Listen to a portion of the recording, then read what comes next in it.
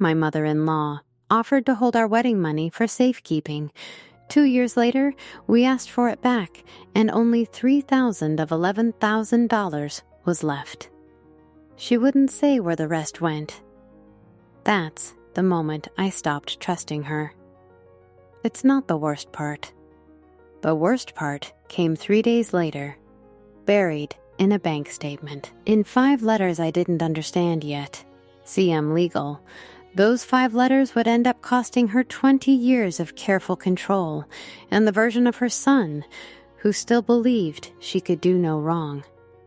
My name is Nadia. This is the story of the $700 a month my mother-in-law didn't want anyone finding. I want to tell you how I found it, but first, you should know exactly what she was protecting.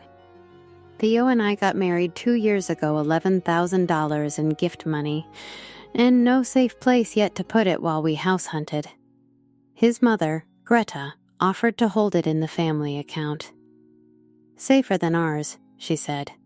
It's what her own mother did for her. I said yes.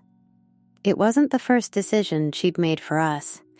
Either she'd picked our wedding venue as a gift, before we'd even toured the 2 we liked. She'd picked our first apartment's neighborhood for safety. Each time, it felt like generosity.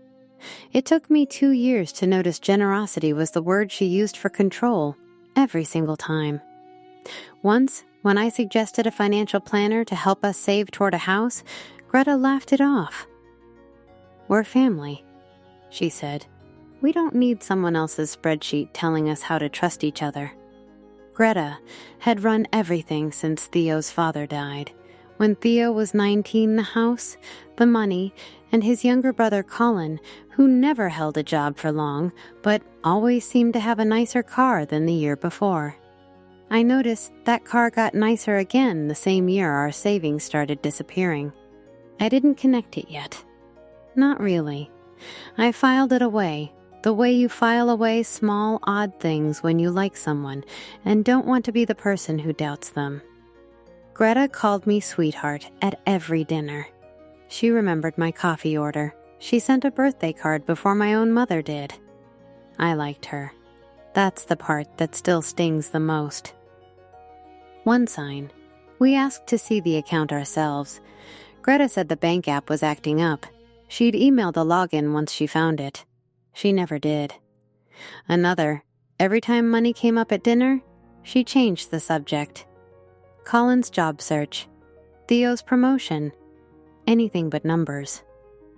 A smaller one, Colin mentioned once, a loan from his mother he'd pay back eventually. Nobody asked how much.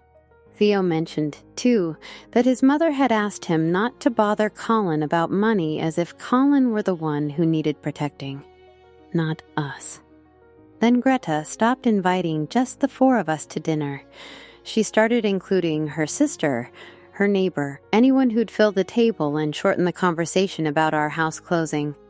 The smallest sign of all, Greta's sister once said, almost in passing, Greta's really been carrying a lot for Colin lately.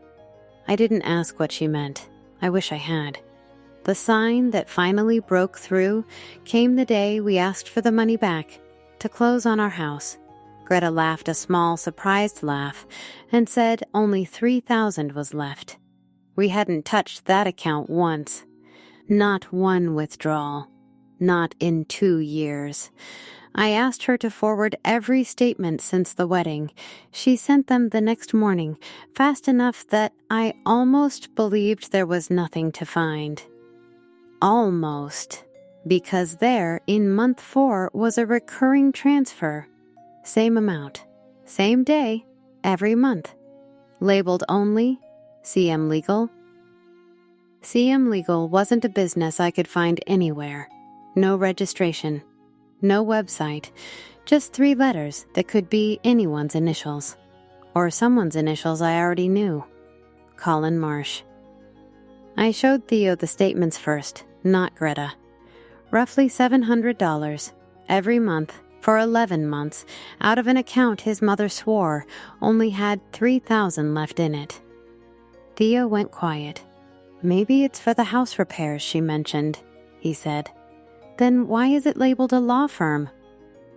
He didn't answer. He asked me to let him handle it quietly, without attacking his mother over what might be nothing.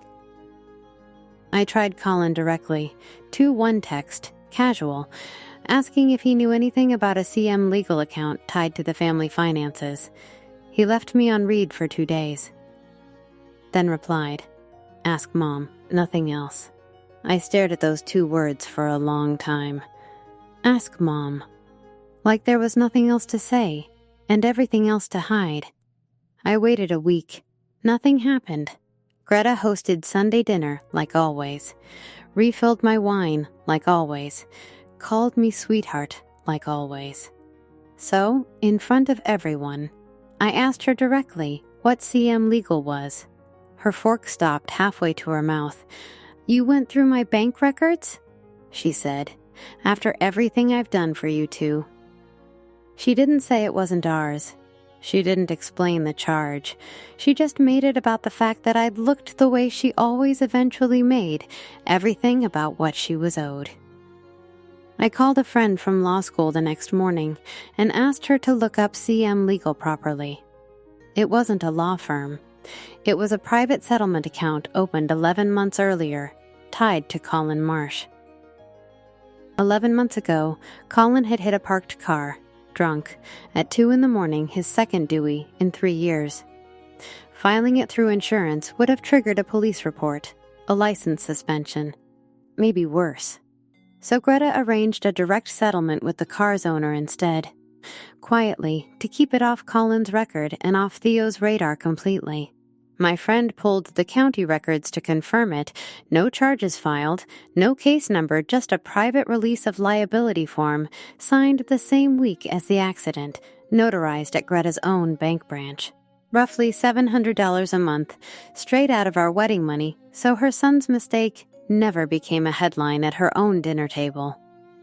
Nearly $8,000 over 11 months. The $3,000 she'd told us about, really, was still sitting there.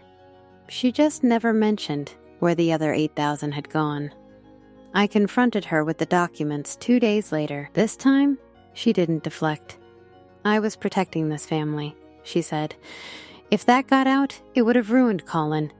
"It wasn't your money to protect anything with," I said. "It was ours. I raised these boys alone," she said. "I've held this family together for 20 years. You don't get to undo that over $8,000. She wasn't sorry. She was daring me to make her be. Theo didn't speak to his mother for 3 weeks. I'd never seen him that quiet, that still like something structural in him had shifted and hadn't found its new shape yet. He wasn't angry about the money. Not really. He was angry she'd let him believe I was the problem for a whole year, rather than admit what she'd done. Colin hadn't known how the settlement was actually paid.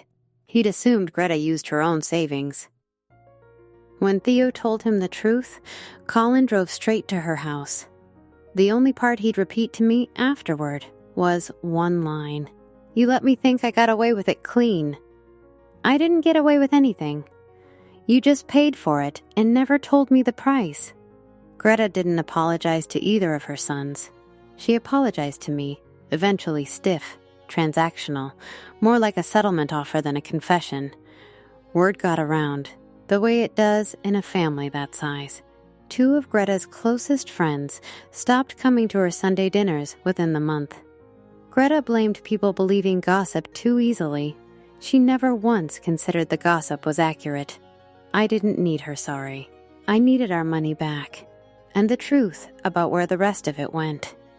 We got both, with a lawyer neither of us had ever wanted to need. The last real conversation happened in her kitchen, the same one where she used to call me sweetheart over Sunday dinner. Theo stood in the doorway the whole time, arms crossed, saying nothing. "You'll get it all back," she said. "I never intended to keep it. You intended to keep control of it," I said.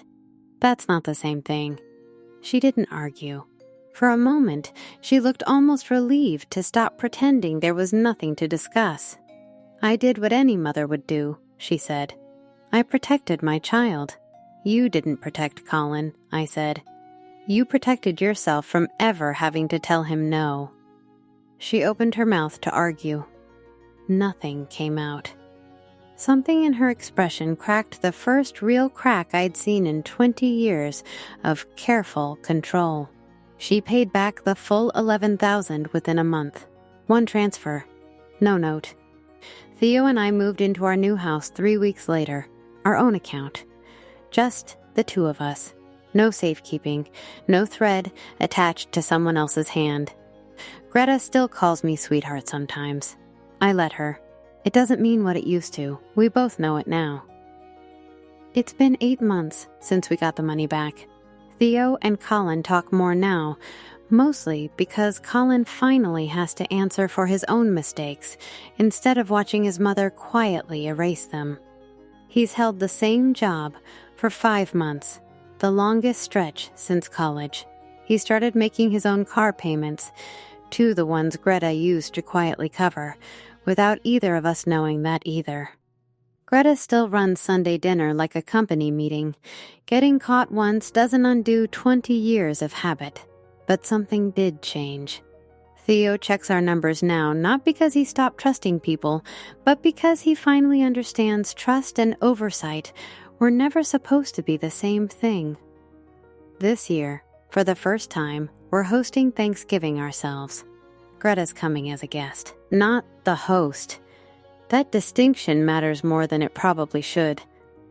Colin's bringing dessert. He asked what kind this time, instead of just showing up with whatever was easiest. Small thing. It didn't used to be something he did. I think about that word sometimes. Safekeeping, Greta used it like a gift. It was never a gift. It was a door, with exactly one key, and she was the only one who ever held it. We have 2 keys now. That's the only inheritance I actually wanted out of any of this.